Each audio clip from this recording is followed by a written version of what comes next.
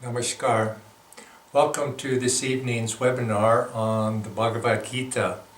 And this evening we're going to be discussing chapter 3, stanzas 28, 29, 30, and maybe a little bit more if we go that far. It's going to be an interesting discussion, I believe, and so please join us.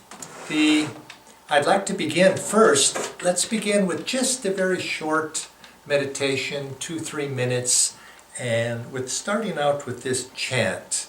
Sit up straight, interiorize the mind, and this will put us in the proper frame of mind to be able to dive deep into this discussion of the Bhagavad Gita.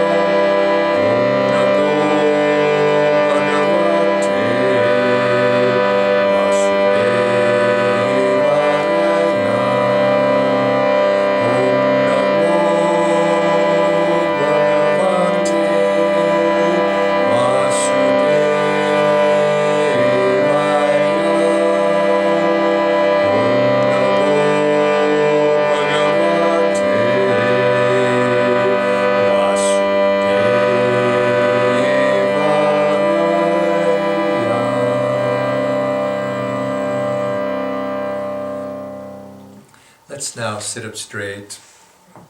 Put our attention at the point between the eyebrows. Let's call upon the divine light and that holy sound to be with us, opening our hearts and minds.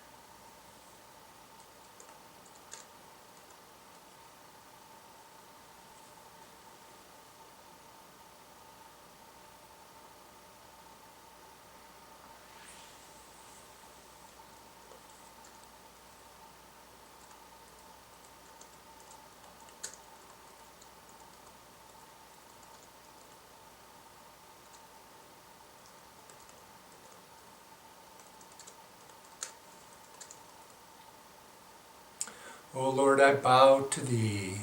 Om, Om, Om. And again, welcome to this evening's discussion of the Bhagavad Gita. As I mentioned, we're going to begin with chapter 3, stanza 28.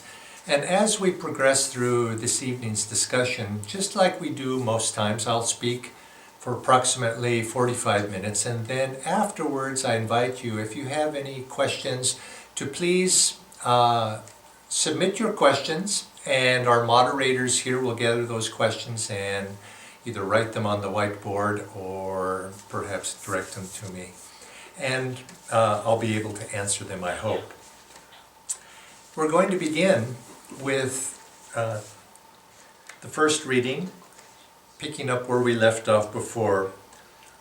Krishna says, "O Arjuna, he who understands how the gunas work in human nature, and who knows therefore that even what the senses perceive depends on their indwelling power of perception, withdraws his mind and removes his attachment to things at the very source of his perception. Now that's quite a philosophical statement, but I'd like to go into it and explore it a little bit. And you're going to have to go back and read that over and over again a number of times to get the drift of what I'm saying this evening. But I was reminded of reading, when I read that, I was reminded of a statement in the Bible. And I'd like to compare the two. And in the Bible it says, if thy right hand offends thee, cut it off and cast it aside. And if thine right eye offends thee, pluck it out and cast it aside. Now that's quite a drastic prescription to overcoming the temptations of this world. But that was being spoken in a different age, you could say. It's a very literal age, Kali Yuga age, that Christ was speaking. But what's being spoken of here is that when we see something, let's take temptation for example, when we have a temptation, there are three elements that are involved. We have the object of our temptation, we have the actual senses that are perceiving that temptation, and then of course, more importantly, we have the consciousness, the brain, the mind, those elements of consciousness that process that's happening inside. And so where is the temptation actually residing in? Now in a darker age, and unfortunately, as we know from reading the newspapers and following the news, we still do live to some degree in that darker age. People project their inner consciousness and their temptations and their difficulties that we all have with the senses out onto the world itself. Let's take an example, and this, you might be able to relate to this from what is happening in the world today. A man perhaps feels temptation, his lustful thoughts. He gazes upon a woman and he has lustful thoughts for her. And now what's happening there? He sees perhaps a young girl walking at night outside, and these thoughts come to him. Now those three things are happening. On the one hand, he could solve the problem. He might think, well, that girl shouldn't be out on the street at night, she should be at home. It's her fault. That's where the problem lies. And so consequently, solve the problem by ridding the object of our temptation. Well, that has negative connotations, but also in daily life, when perhaps it's wise to do that. If you see a meal or good food or something that's tempting you, take it away. And yes, that does have an effect, and you can attack the problem that way. But we see in society that people project the problem is on the outer object itself. Is it the food's fault that you're tempted by that? I don't think so. Although it seems to be in this day and age that some people do think that way. But another side of it is, well, maybe, as the Bible recommends in that stanza, if thine eye offends thee, pluck it out. So consequently, you have lustful thoughts, pluck your eye out. That might be another solution to the problem. Now, I know that Christ was not speaking literally in that case, but interestingly, some people I do think take these things literally, cut their arm off, and if it's giving them a little bit of problem. That's the senses. We have the object, we have the senses, and then of course, a more refined person would understand we also have the consciousness, or that you could say that consciousness that expresses itself in the body through the brain-mind function. That side as well is processing what it sees, the object of the senses, and begins to form these impressions. And that's where the lust and the temptation actually resides. And this is what the Gita is referring to. In yoga, we speak about we have the senses and we have the power of the senses. And oftentimes these are distinguished as two very distinct differences. And you can think of an example in the world is there, and there are people who have a medical condition where they're perhaps, let's say, their eyesight and the nerves and the eyes would be perfectly fine. There's no problem with when they see something with the senses themselves, but they cannot see because the brain itself is not able to process that information, and something in the consciousness, the mechanics of the brain, doesn't allow them. You might say, as if we were to hook this camera into which I'm gazing, you hook that camera into a computer, the camera may be perfectly fine, the wires may be perfectly fine, but if the computer programming is scrambled, it's not going to be able to process it. And so it is in the same way. In yoga we speak of you have the senses, but you also have the power of the senses. And so this is what we, in the age in which we've come into, we're in a higher age now, we understand these things.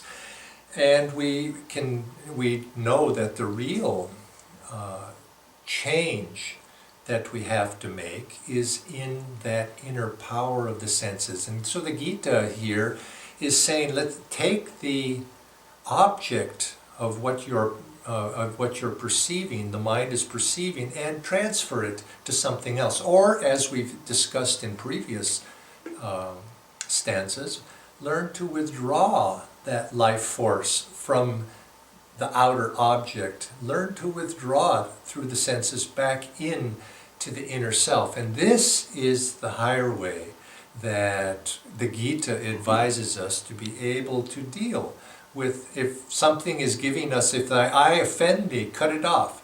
Well, you could interpret that, or pluck it out in this case. You can interpret that to mean that if you're having trouble with the senses, the real solution is not to physically pluck that eye out, but it's to be able to withdraw that life force from the senses and be able to withdraw it inwardly and to direct your attention to something higher, or perhaps in a more on a lesser octave, you might say withdraw that life force from that and simply place your attention on something else. Maybe that's a more practical way, an everyday way to be able to deal with the temptations of the senses, but it's not in that object itself. But yet, we do have to be practical, so consequently, this is why it's so important. If you want to be able to overcome that tendency of the life force to go out, place yourself in an environment that's going to be supportive of what you're trying to do.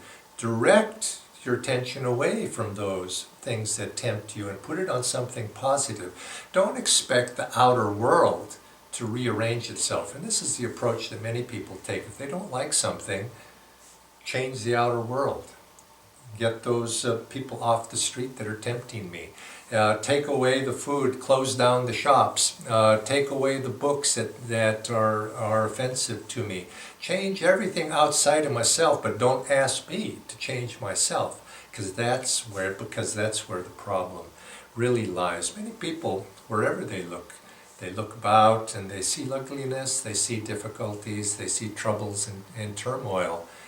And they don't realize that much of what they're seeing is but a projection of their own inner consciousness. And this Swami Kriyananda, if you read his commentary on this particular stanza, he uses the example of ugliness. People look and they see ugliness all around them.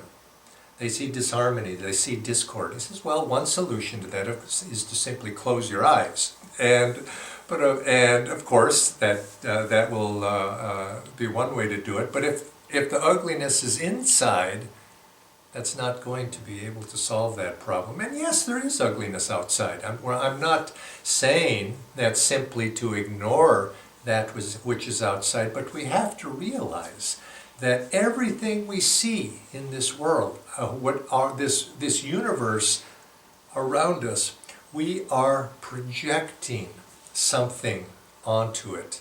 We're projecting another reality onto it. And it raises the question, is it even possible to see an objective reality outside of ourselves? Is it possible to see life as it really is without this coding of our own subjective consciousness being placed upon it? And the answer is, as long as we're embodied in this ego, as long as we're identified with this body, which implies we're using our physical senses, the answer is no. We're always going to be clouded, or to some degree. There was a movie I saw many, many years ago, a famous Japanese movie, that the lesson of it I remember. I don't remember too much these days from the actual movie, but the theme of it, of this movie by the name of Rashomon, which I recommend it is because it's instructive philosophically, is that in Japan, they're in these days of the samurai. The samurai, in those days, there was a traveling party takes place, and they're traveling, and they're beset by robbers, and one of the fellows is killed, and then the investigation of the crime takes place, and they interrogate everybody who was in that party to ask them what happened. And each person's story, the same thing happened, but each person saw it in completely a different way. Each person interpreted what happened in their own unique fashion. So by the time you put all these stories together, you're wondering, what really did happen? And of course the story goes on. You can watch the movie for yourself. But the idea is, oftentimes something happens and you ask different people of what happened, and you get a very different story, because each person is seeing something through the own screen of their own reality, their own subjective biases, their own consciousness. And we have to realize that we too are doing that. We are like, as Paramahansa Yogananda used the image of, we're like a radio, and our mind is picking up various channels, tuning into various channels depending upon our consciousness. This goes to a further philosophical implication, is as Yogananda said, our thoughts are universally rooted, not individually rooted. In other words, we don't come up, we don't create our own thoughts. Thoughts are in the ether, and we begin to perceive those thoughts. And the thoughts that we perceive in life tend to be those thoughts to which our consciousness is attuned. And so if our consciousness is lustful, perhaps, we begin to see or attract lustful images into our mind. The littlest thing begins to stimulate those. If we're greedy, if we're addicted to food, we tend to think about those thoughts a lot. And then if you're not interested in food, it doesn't affect you. And so what's in our mind has a magnetic power, and we begin to attune our inner radio to that station and begin to draw that. So our job is to learn to be able to retune those thoughts, that inner radio, and be able to draw those things that are going to be beneficial to us. But at the same time, being practical of where we are and arranging our environment in such a way that it's going to be supportive to what we do. But don't blame the outer world. I mean, this is so dark age way of approaching life that it's a shame to see people acting and behaving in that sort of way. There's a story that Swami Kriyananda used to tell of how we tend to see things according to our own projection. And this is a story, I don't know if I've told this before, but forgive me if I have, but the fellow wants a new suit. He wants a new suit of clothes. And so he goes into the tailor shop, and he tells the tailor, I'd like to buy a new suit. And the tailor says, yes, sir. Yes, sir. What would you like? And he said, well, I would like a green suit. And the tailor says, no problem, sir. No problem. And he takes off the rack. He takes off a beige or tan suit, puts it on the man, fits it very nicely, puts him before the mirror and says, well, how do you like it? And the man says, well, this fits very nicely, and the material feels nice, and I like it, but you remember, I asked you for a green suit, not for a beige or a tan suit. And the tailor says, no problem, sir. And he sets up a green light, shines a green light onto the suit, and says, now, you've got a green suit. Well, this is how life is we tend to shine a light upon the world around us, and we see it according to the light that we are shining upon it. It's green, or it's red, or blue, or whatever it might be. We're wishing, you could say, this comes back to this quality that is the bugaboo of all of us to some degree. We see life according to the way we wish it would be. Why isn't it this way? It ought to be this way. This is what should happen. Because we have this notion of how life should be, but it's not. And so the whole essence of yoga is learning to see life as it is. And the way to be able to do that is to be able to moderate these likes and dislikes of the heart. It's inside of ourselves, it's not out there. And we moderate those likes and dislikes of the heart, and we begin to see life not according to the coloration of our own inner vision. So this is what yoga is about. And of course, it's not when we see that life as it is, it's not so much that it's neutral. I mean, it's neither good nor bad. Yes, that's true. It's neither good nor bad. Those are colorations.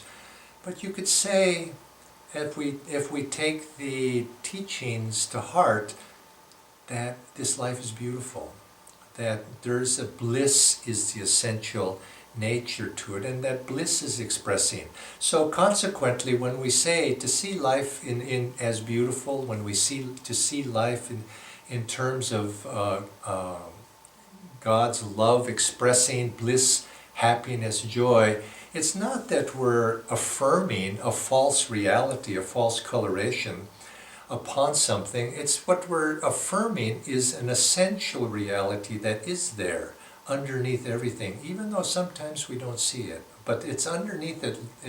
This is what the saints say. You will not find a saint who says life is ugly. Yes, ugly things happen in life, but the essential reality is blissful.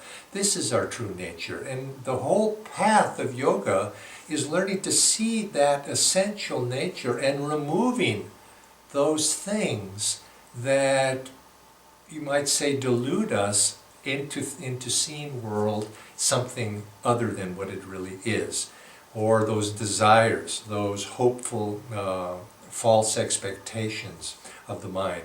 Now, the Gita goes on after number 328, and it says, it then goes on to number 329, and Krishna says, the man of perfect wisdom should not bewilder the ignorant with his higher perception of the nature of reality. He should bear in mind that, deluded as they are by the gunas, they have no choice but to act under this influence. So here what the Gita is saying is, we want to see life truly as the yogi does. We want to see life as the yogi, clean, as beautiful, as what it really is, not clouded by the subjective impressions. But yet, we should not, as it says, for a person of perfect wisdom, to explain this to other people is fruitless. Now, does that mean that the wise person, the yogi, shouldn't share his knowledge? I mean, is that what it's being said here?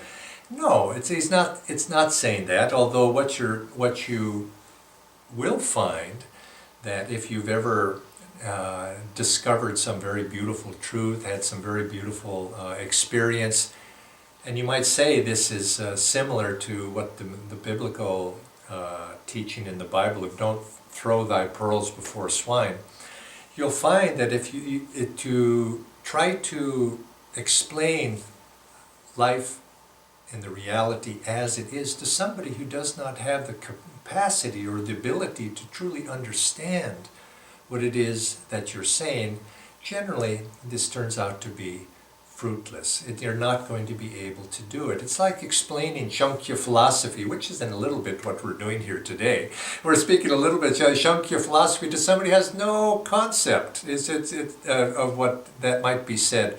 Is it going to be helpful to that person? And most likely, what might happen is it might turn that person in the wrong direction because they're going to get a false impression.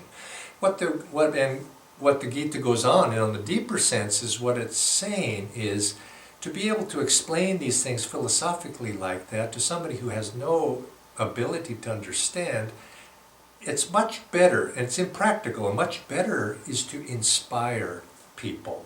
Inspire somebody, and you inspire somebody, and in that inspiration, as that person attunes perhaps to that inspiration, their consciousness is uplifted, and they then begin to be able to perceive. Again, coming back to that image of the radio, we have to learn to be able, or if we're sharing, to try to uplift another person's consciousness so that they can understand on a more subtle level, an inward level, what is being perceived. If you just try to approach helping another person outwardly, it's you might say changing the object of their sense perception, or trying to reach them through their outer senses or the intellect, which is not subtly attuned intuitively to be able to perceive that. And the Gita is saying this because the beauty of the Gita is that it's so practical. It says, be practical. If you really want to change somebody, what we're speaking about is uplifting a person's consciousness. And this is why, for those of you who practice Kriya Yoga, you'll remember that Lahiri Mahashaya said, if to change all difficulties in life, practice Kriya. Kriya will solve every problem in life. Now, I've told that to people who don't have a finer understanding, let's say, of Kriya, and they say, well, how can I do that? I want to make more money, and so how is doing a couple of huffing and puffing and some pranayama, how is that going to make me earn more money? Or I'm having trouble with my wife, or my children won't obey. How is doing a breathing pranayama going to help me with that? Well, you see, again, that's a very outward way of looking at something. We change our consciousness, you see.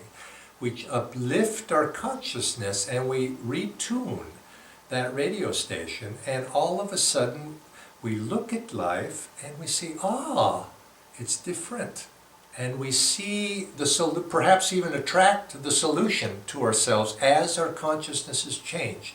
And then the solutions begin to come to us. And so you could say the message of Dwapara Yuga as opposed to Kali Yuga is learning to change ourselves inwardly, learning to be able to work with the subtle energies that of the inner forces within ourselves, redirecting those forces. And that is the way we're going to be able to solve our problems. And this is a fundamental difference between the age we live in now, Dwapara Yuga, and Kali Yuga, the age from which we've come out of. Kali Yuga is very literal-minded, outward, change the object outside of ourselves, or cut the arm off if it offends you. That type of an approach, we're past that now, although unfortunately some people still are there, because we're only coming out. And because we're coming out of Kali Yuga into a higher age, it takes time. We're still, to some degree, our view of life is infected by that, or societally, it's infected by that past way of looking at things, a very literal-minded way of looking at it. Speaking of that, when Paramahansa Yogananda went to the West, he had to go into it was the dominant religion of the West, of course, is Christianity. And many people, just as any religion, you have people who are somewhat enlightened about their religion, and you have other people who are rather unenlightened about their religion. And people that are unenlightened about the deeper, subtler aspects of the religion take on a rather fundamentalist cast. And so they tend to be rather literal-minded about their approach to religious issues. And so Yogananda too ran into that when he went to the West, and he'd like to tell interesting stories, and he was speaking of the one story. I'm not sure if it was he who had this experience, or perhaps it was somebody he knew who was relating, but he was speaking about the Bible and the lady, about how the Bible was symbolic, and the story of Adam and Eve, there was a symbolic nature to that story. Now, if you think about it, that would be true. And so what, especially the part where Eve is tempted by the serpent. The snake comes and talks to Eve and tempts her. And so Yogananda was saying to this lady that about the symbolism of the Bible, and she was very literal-minded. And Yogananda used this example. Well, what about the snake, speaking to Eve? And she says, well, sir, in those days the snakes could talk. And of course Yogananda just, he didn't argue, he just bowed, you might say bowed to her, mentally to her. Or another time there was the story of the minister who was talking about in the time of tribulation there will be wailing and gnashing of teeth. And the one lady in the audience says, who was very elderly, she says, but, sir, I don't have any teeth. And the minister says, you will be given teeth when the time comes.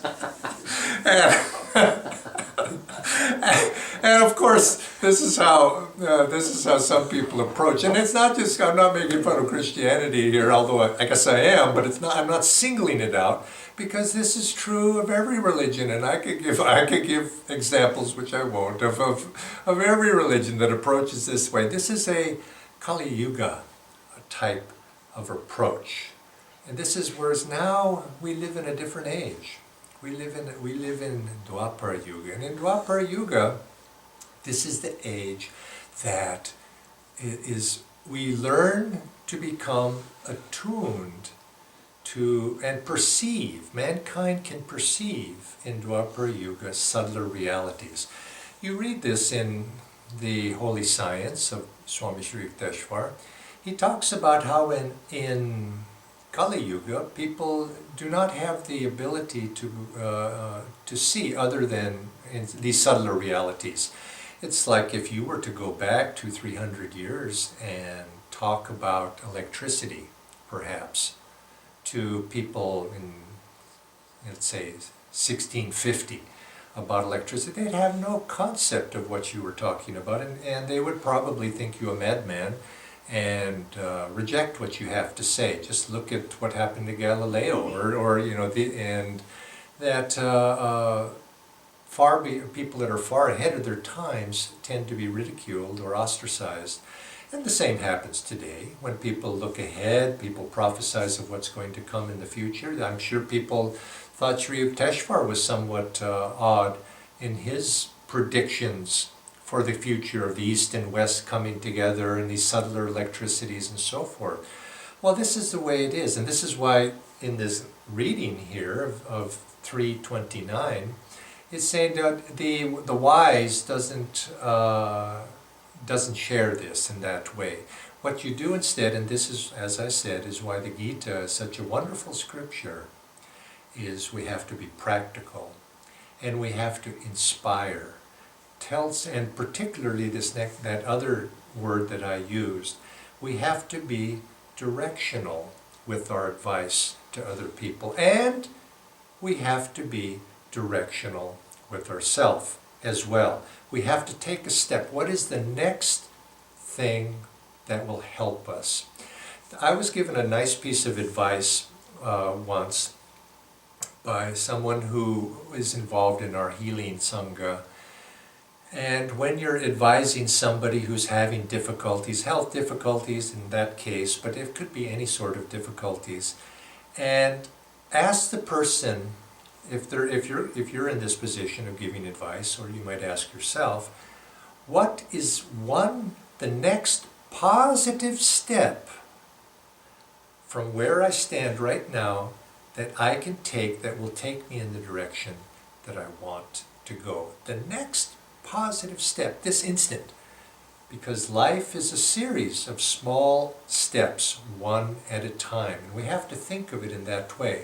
So I want to emphasize this when we're speaking about changing your consciousness. Many people using the example, if you see the object of your sense attraction outside of yourself, removing that, well, people do that because they don't have any ability to change what's inside of themselves. They don't even know about how to change something inside of themselves. Perhaps they close their eyes, but that's about as far as they can do. But we have to then translate this. If we want to change ourselves, what can I do right now? And so if it's food that is tempting you, or if it's some sensory attractions, everybody can do something. Or if you have a bad habit of any sort, what can you do right now that's going to make it better? If you have a physical challenge, what can I do right now? And I say that because sometimes, especially people that aspire to high goals spiritually, we all want to reach the top of the mountain. And so consequently, because we want to reach the top of the mountain, we disdain taking the little bit of steps of climbing that hill that's right in front of us. And we say, well, I don't want to bother with the hill. I want to get to the top of the mountain. Well, we have to realize in order to get to the top of the mountain, first we have to go up that hill. So don't look, yes, keep your eye, one part of your eye on the goal, but then also look right now, what can I do? I have to put, this foot in front of that one, and then go in that direction. And banat banjai. And then this is what we have to do. And so when you're practicing your kriya, when you're practicing your meditation, do what you can. Swami Kriyananda first asked me how long I could meditate. Or actually, he asked me to meditate for half an hour when I first met him. And I came back after trying for half an hour, and I couldn't meditate for a half hour. Does that sound familiar to anybody? Well, anyway, my mind was so restless. But then I said, I can't meditate for a half hour.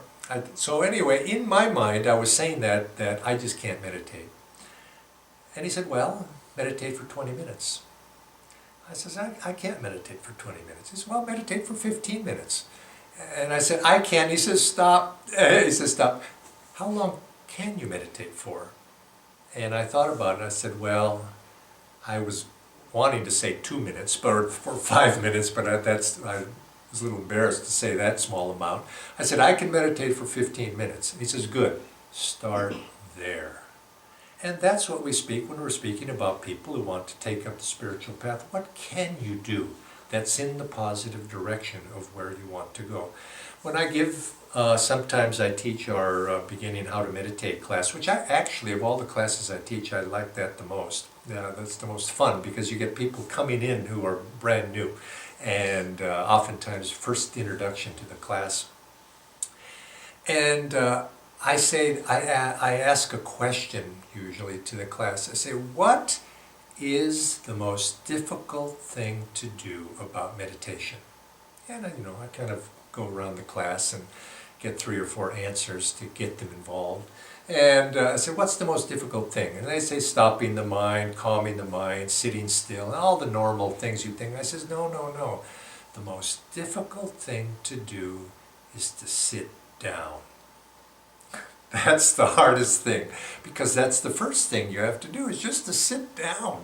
And many people, they say, oh, I can't do that because I don't have time. I don't have the right place. I have this or that, or also you make up the excuses and fill in the blank. That's what I ask people. First start with that. And so look at your own life, whether you're trying to meditate, whether you're trying to overcome temptation, whether you're trying to overcome greediness perhaps for food or diet, whether you have a relationship that's not working with another person. What is it right now that you can do to take a positive step? And then when you do that, you take another one. you take another one. And always be focused on the positive direction in which you're going, not on the fact that you haven't made it to the top of the mountain yet. Don't think that way. Think, I've done this, and I'm going to do it. Now I'm going to take the next step. I'm going to take the next step, and I'm going to take the next step. And this is how you will succeed. And this is the direction we want to go. Now, be practical in what you want it to do. Now, I'm going to conclude today's class or discussion. We do have to make some progress here. This is to number 330. And it concludes, today's readings will conclude, offer to me your every deed, devoid of egotism and desire, inwardly centered in the soul, ever calm and free from worries. Be dutifully engaged in the battle of life. And I think I wanted to end today's discourse with that reading because that sums up the Bhagavad Gita right there. Be dutifully engaged. Give everything with concentration. Be dutifully engaged and give your attention on the Lord, on God. And if you could say, this message is so practical, and this is why the Gita is the scripture for this age of Dwapara. It's an embracing philosophy. It's an embracing way to look forward. Now, this is essentially why also Paramahansa Yogananda emphasized.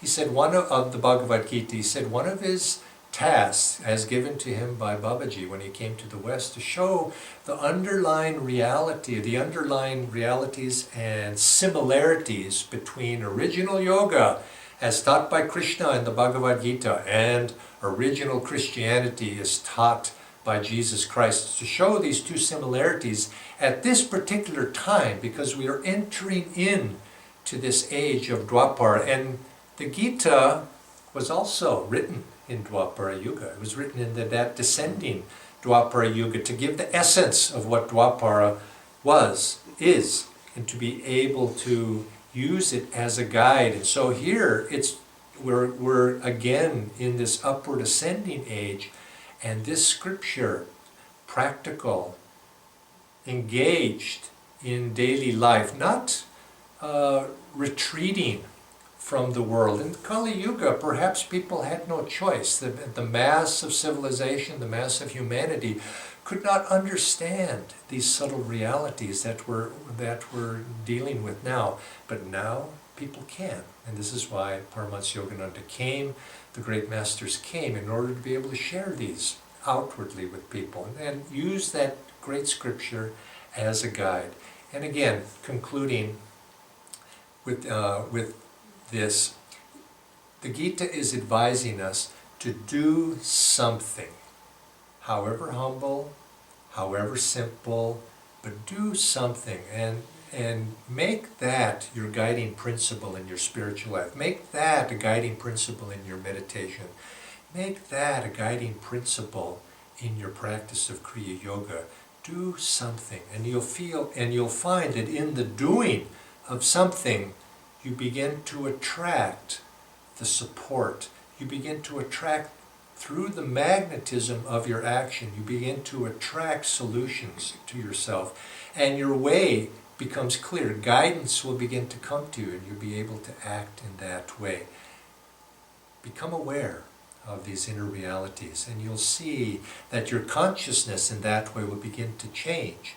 And instead of having to simply always deal with outward problem, you'll begin to perceive an inner solution. This is also, you might say, the mark of the difference between the devotee and the worldly man. The worldly man, and it's a little bit of a broad statement, but the worldly man tends to be problem-oriented. You look outward at the object of your difficulties, as I said in the beginning, the object of your temptations, and you try to change the world on that side.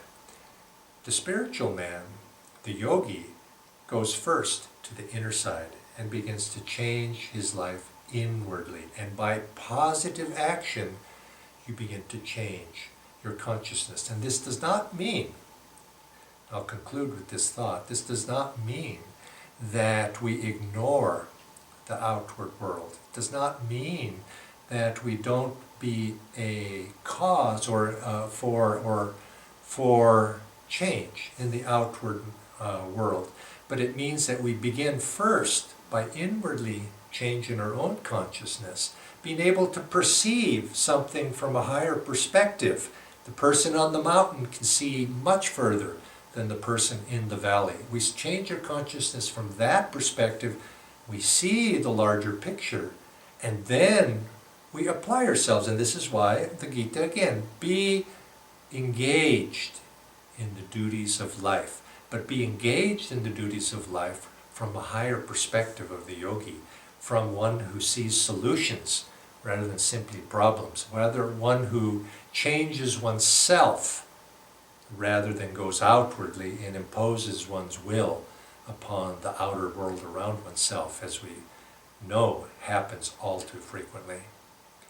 Many blessings to you, and then next week we'll continue on with these readings from chapter 3, stanza 30, going forward.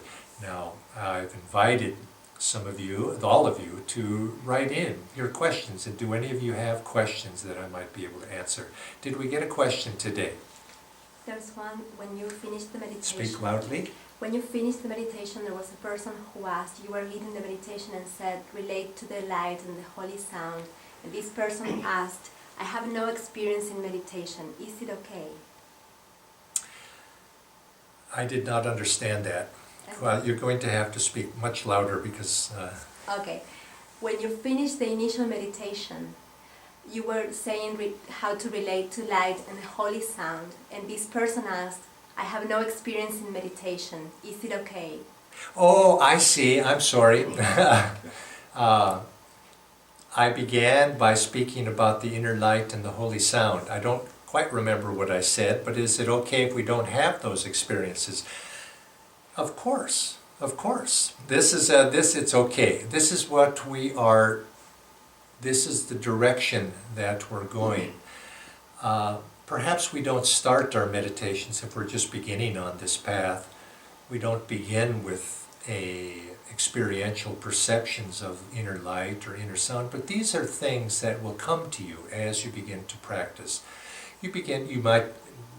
I could have also used the words peace. Feel that inner peace that comes. Feel that inner calmness that comes. The divine experience is like a diamond. It has many facets to it, many different sides to that diamond, but they're all the same diamond. It's just which facet are we going to perceive it as. And the facet of love, the facet of inner perception of truth, calmness, wisdom, peace, these are all experiences that we can have. I use the one light and sound because these are the most, for me, dynamic perceptions of that inner guidance, or that inner perception of the divine. You'll begin to see in time, if you concentrate at the point between the eyebrows, you begin to see a little bit of light there. Look into that light and try to call to that light. Paramahansa Yogananda used to say, come out of the darkness, mother, bathe me in thy light. And because the perception of the divine as light is a universal experience, all religions refer to it. And in the same way, the experience of that inner holy sound, that pranava sound, is a universal sound of Om, sound of Amen. This too is not something that we create, it's something that we perceive. But what blocks us from that perception is our own inner restlessness. And so as we become calm, these things begin to come spontaneously. But if they do not, and it takes time, don't worry. Don't worry about that.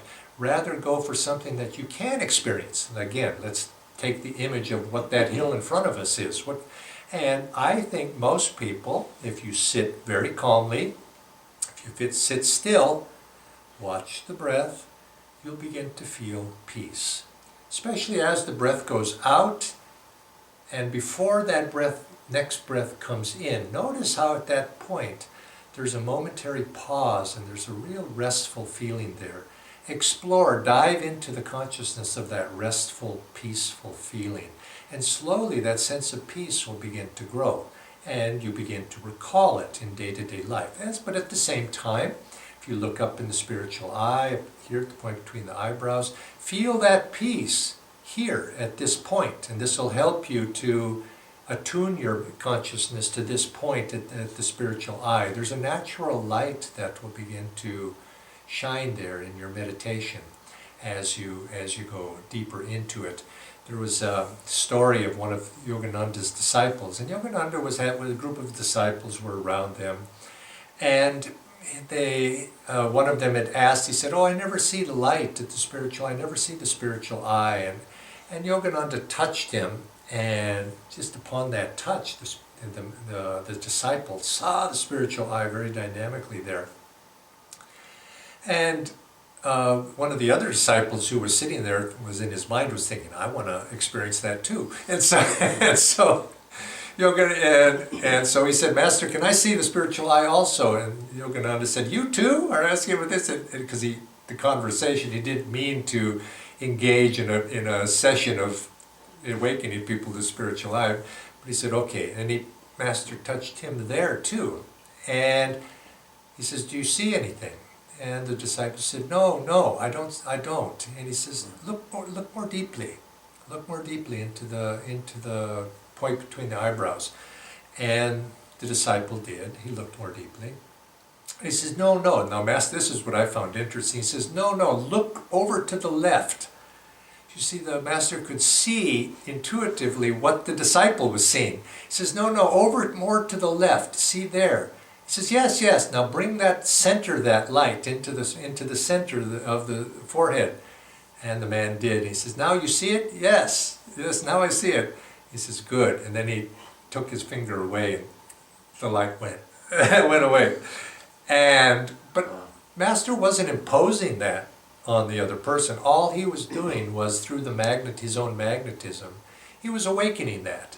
And you'll see these are natural graces that come. Don't be anxious if they don't come quickly or if they don't come at all. Not everybody is attuned to the same potential. We all have the potential, but not everybody is attuned to receiving the same sort of experiences. You may be somebody who experiences very deep love. You may be perhaps you'll feel a little bit of bliss or calmness. Or you might be that type who has intuitive wisdom perceptions. You might be one of those as well, or a great sense of dynamism in your activity. You feel God's power working through you. So whatever God gives you, you take and go with that. But you'll find that and it's not uncommon, that as you meditate, you'll begin to experience this light and sound. These are typically the most dynamic, two of the very dynamic expressions of this Om vibration, the spiritual eye, and this inner sound that begins to arise. Any other question? Okay, we'll leave it at that. And so let's come back next week and we'll pick it up from chapter 3, number 30, 31. Namaskar. Many blessings.